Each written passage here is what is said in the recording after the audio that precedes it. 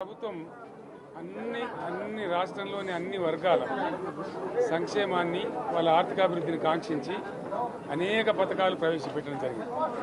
ఒక్క పథకం మీద కూడా ఇప్పుడు స్పష్టత లేదు. ఫర్ ఎగ్జాంపుల్ యాదవుల కోసం ఉన్నటువంటి వాళ్ళ అభివృద్ధి కోసం పెట్టినటువంటి గొర్రెల పెంపకం పథకాన్ని టోటల్గా మూసివేసినట్టుగా మనకు అర్థమవుతా ఉంది. ఇప్పటికే యాదవ సోదరులు చెల్లించిన డిపాజిట్ కూడా తిరిగి వాపసు తీసుకున్నది ఈ ప్రభుత్వం ఎక్కడ కూడా లేదు. అత్యంత అడుగు వర్గాలు అని డబ్బా కొట్టినట్టు కొడుతూనే వాళ్ళ గొంతు కోసింది ప్రభుత్వం. దళిత వర్గాల కోసం గళితంలో ప్రవేశపెట్టిన విప్లవాత్మకమైనటువంటి దళిత బంధు పథకాన్ని ప్రస్తావన కూడా లేదు. ఇది చాలా దురదృష్టకరం. దళిత సమాజం పట్ల వీళ్ళకు ఉన్నటువంటి నిర్లక్ష్యానికి, వాళ్ళ ఫ్యూడల్ విధానానికి ఇంతకన్నా గొప్ప నిదర్శనం ఇంకోటి అవసరం లేదు. అదేవిధంగా మత్స్యకారులకు భరోసా లేదు, ఎవరికి కూడా చెప్పుకోదగ్గ భరోసా లేదు. ఇందులో విశేషం హైలైట్ ఏంటంటే ఆర్థిక మంత్రి ప్రతి మాటను ఒత్తి ఆ డబ్బు వచ్చినప్పుడు అదేందో పెద్ద మహాప్రపంచ విజయంలాగా ఒత్తి చెప్పడం తప్ప కొత్తది ఏమీ లేదు. ఒత్తి పలుకులు పలకడం తప్ప కొత్తగా చెప్పింది ఏమీ లేదు. ఏ ఒక కొత్త సంక్షేమ పథకం కానీ ఏది కూడా లేదు. మహిళల పట్ల కూడా చాలా స్పష్టంగా చెప్పాల్సిన అవసరం ఉండే.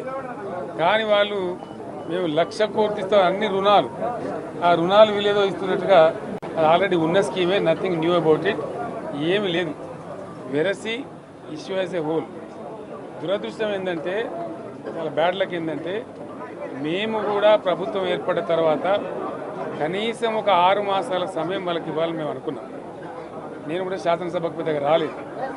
కానీ ఈరోజు బడ్జెట్ చూస్తే ఏ ఒక్క పాలసీ ఫార్ములేషన్ జరగలేదు. రాష్ట్రానికి సంబంధించినటువంటి ఏ ఒక్క విషయంలో కూడా ఈ అర్భక ప్రభుత్వం ఇప్పటి వరకు పాలసీ ఫార్ములేషనే చేసినట్టుగా కనపడతలేదు.